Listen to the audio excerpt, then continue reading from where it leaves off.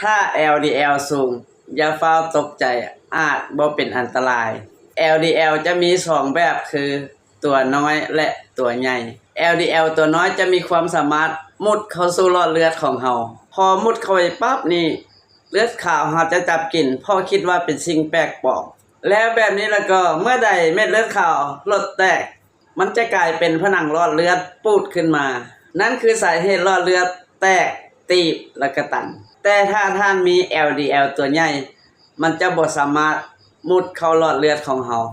ฮู้ได้ใดตัวน้อยตัวใหญ่เอาไตรกลีเซอไรด์ตั้งหารด้วยไขมันดีได้ค่าเฉลี่ยเท่าใดถ้าได้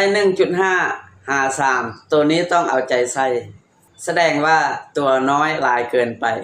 หลายกว่า3ตัวน้อยหลายแล้วถ้าไผคำนวณบ่เป็นฟังแล้วยังงงๆอยู่กดติดตามพี่ไผไว้นะแล้วทักมาหาพี่ไผแล้วพี่ไผจะคำนวณให้เบิ่ง